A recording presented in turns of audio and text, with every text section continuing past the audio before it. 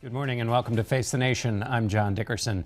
We begin the new year with Campaign 2016, and one of the people who continues to shake up the political world, Donald Trump. We caught up with him at his home in Palm Beach on New Year's Day and started our conversation with President Obama's expected plan for new executive actions on guns, including expanding background checks to purchases at gun shows. We asked Mr. Trump what he thought about the president's plan. Well, I don't like it. I don't like anything having to do with changing our Second Amendment. We have plenty of rules and regulations. There's plenty of things that they can do right now that are already there. They don't do them. We have a tremendous mental health problem. We're closing places all over the world, all over the country they're closing. Nobody's doing anything about that. All they want to do is blame the guns, and it's not the gun that pulls the trigger. So I don't like it. I don't like what he's doing. I think that he's looking to do executive orders to do something having to do with guns. Background checks happen for normal gun purchases at a normal store, so his argument would be you just do it here. It's this loophole, you want to make it the same everywhere. John, I'm going to have to take a look at it, but I don't like changing anything. Right now they have plenty of rules and regulations, and they should be looking at mental health. I mean, we should build like institutions for people that are sickos. We have sickos all over the place. And that's the problem. So you'd spend some more money on that, maybe? Here's the problem. I would definitely spend more money on that. Here's the problem. The bad guys are always going to get the guns. You can have all the restrictions you want, but the bad guys are always going to have the guns. Let me ask you about executive orders in general. Like them, don't like them, that the president uses them to go around Congress? Well, I don't like them, and our country wasn't based on executive orders. Nobody really knew that we even had an executive order, such a thing. It's supposed to be you get along with Congress and you cajole and you go back and forth and everybody gets in a room and we end up with deals. And there's compromise and lots of other things, but you end up with deals. Here's a guy just goes, he's given up on the process and he just goes and signs executive orders and everything. So if you were president, you seem like the kind of guy who, if you were president, you might use an executive order or two, though. Well, I will say this. There's a lot of precedent based on what he's doing. Now, some have been, his executive order on the border. Amazingly, the courts actually took that back a step and did something that was very surprising, which is they did the right thing. So that maybe that one, but I would be rescinding a lot of executive orders that he's done. I mean, the one thing good about executive order, the new president, if he comes in, boom, first day, first hour, first minute, you can rescind that. Let me ask you about a video that's been put out by Al-Shabaab. This is an ISIS-affiliated terror group. And in the video, they use you, Donald Trump, a clip. Donald J. Trump is calling for a total and complete shutdown of Muslims entering the United States until our country's representatives can figure out what is going on. And then the video goes on and says, the West will eventually turn against its Muslim citizens. They're saying to Muslims, either you join jihad or leave the United States because of what Mr. Trump is proposing. Look, there's a problem. I bring it up. Other people have called me and they say, well, you have guts to bring it up because, frankly, it's true, but nobody wants to get involved. Now people are getting involved. People that are on different persuasions than me right now, John, are saying, maybe Trump isn't wrong. We want to examine it. There's a lot of bad stuff going on. I'm watching the news tonight, actually, CBS.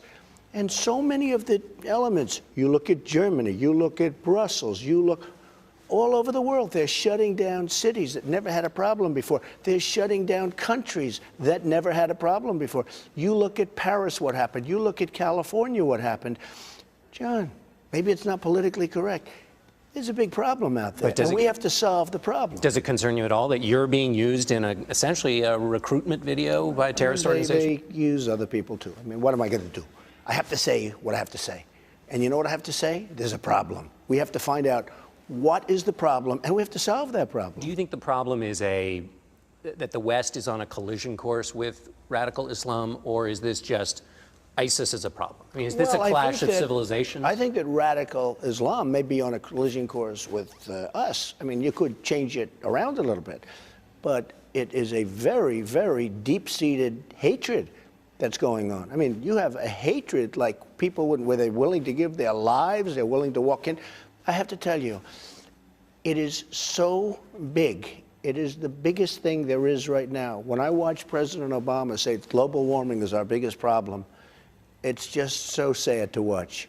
And he doesn't want to use the words radical Islam. He doesn't want to use anything having to do with radical and Islam. So until he's willing to admit the problem, how can you not at least talk about the problem. And one of the things I've done is I brought the problem out.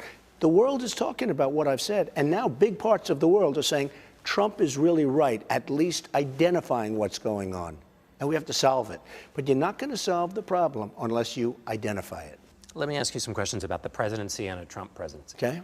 Will you talk as much as a president as you do as a candidate? Will you be on TV all the time, giving rallies, that kind of thing? Well, I think I would be giving rallies. I want to rally this country because our country has no spirit. I would certainly probably not talk as much. Look, right now originally we had 17 people.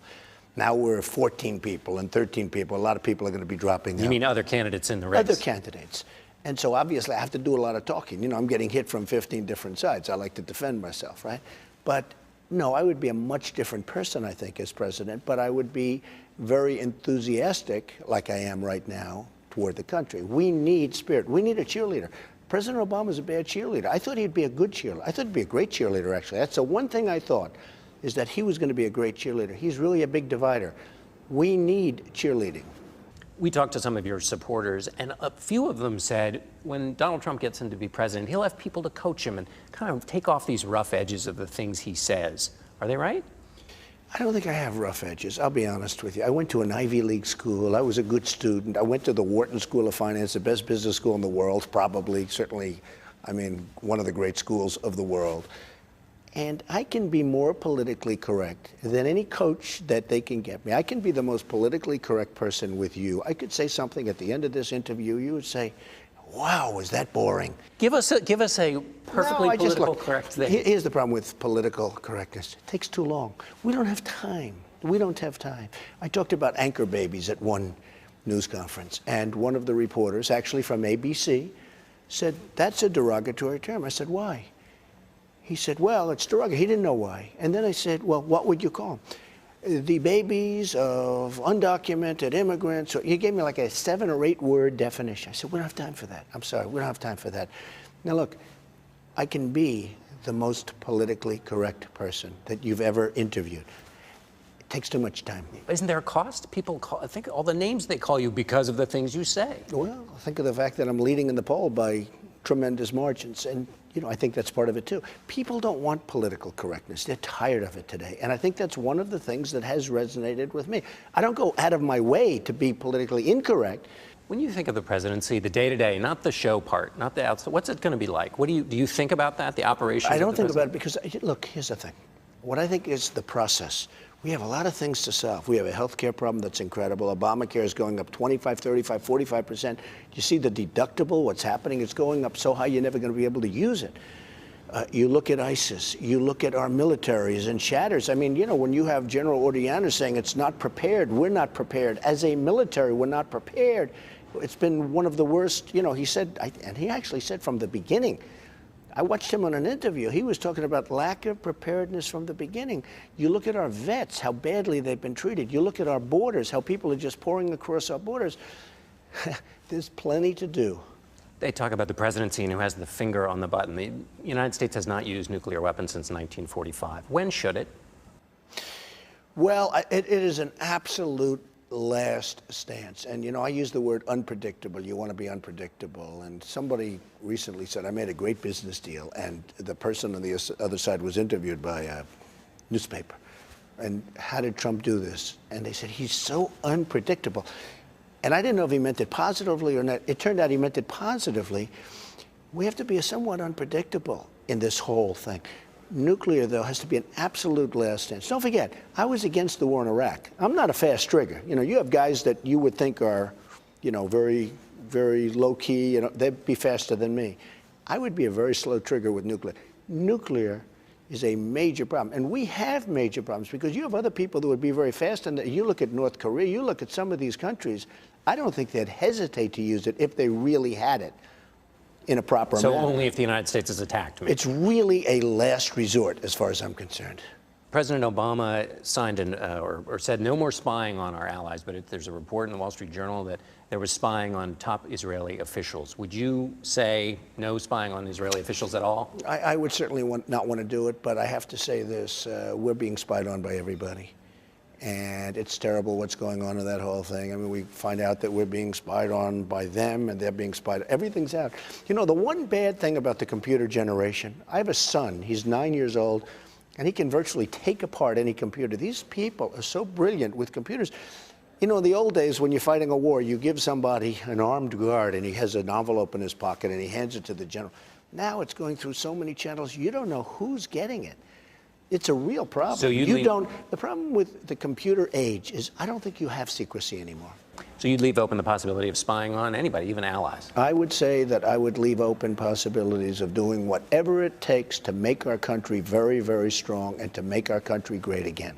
Let's talk politics for a minute. You said that Senator Cruz appeared to be kind of copying your immigration plan. Your plan, as I understand it, is deportations, and then you'll let the good ones back in once they've left the country. His plan, well, they have to go through a process. They go through a process. His plan is just deportations. Okay. So is he stricter on undocumented? No, well, first of all, his plan just happened, okay? In fact, I was watching the other day, and I was watching TED Talk, and he said, "We will build a wall." The first time I've ever heard him say it. And my wife, who was sitting next to me, said, "Oh, look, he's copying what you've been saying for a long period of time." No, I'm talking about deportation, and people can come back into the country, not just that group, but other people can come back, but everybody has to come into our country legally, and I want a strong border. And I'm the one that came up with it. Look, when I announced that I was running, I brought up illegal immigration. It wasn't even a subject that would have been discussed in this debate. And now it's one of the very big subjects. Ted Cruz is trying to step up his whole game on amnesty and on illegal immigration because it was actually quite weak. And you listen to him and Marco Rubio, they're trying to, solve the problems that they've had in the past because they were both weak on it. And I have been very strong on it. So they're trying to get stronger on it. But look, nobody has that position like I have that position. I want the wall. I want strong borders. I want everybody out. Now people are coming to me. But nobody has that issue like me. And nobody's going to be able to do it like me. Nobody, as an example, on the wall, nobody is getting Mexico to pay for the wall, the cost of the wall, but me. They don't even know about that. It's not even in their vocabulary. But nobody thinks you're going to get Mexico to pay for the wall. You know why? They make a fortune with us. So much more money than what you're talking about. They're making a fortune. We have trade deficits. If you look at the kind of numbers that Mexico makes with us, the wall is peanuts. Only a business person would say that. The politicians don't understand it. They're all talk and no action. You said that the good ones would come back on an expedited basis. Wouldn't Senator Cruz say, well, that's amnesty? I think that the good ones will be coming back, and I would say that we want to have them back, but we want to have a lot of other people. We have one problem. We have millions of people waiting on lists that have gone through a legal process and they can't get into the country. We have to take care of them. I want people to come in. They just have to come back legally. When you say about Senator Cruz, not too many evangelicals come out of Cuba, what does that mean? Well, it just means that Cuba, generally speaking, is a Catholic country, and you don't equate evangelicals with Cuba. I don't. I mean, I think of evangelicals, and I guess I am, I'm Presbyterian, I'm Protestant, but I don't see it as coming out of Cuba. But you're not questioning whether, as far as you know, he could be more devout than you are. It's possible. Certainly it's possible. I'm not questioning. And I say it in a somewhat smiling manner, but there's a little truth to it.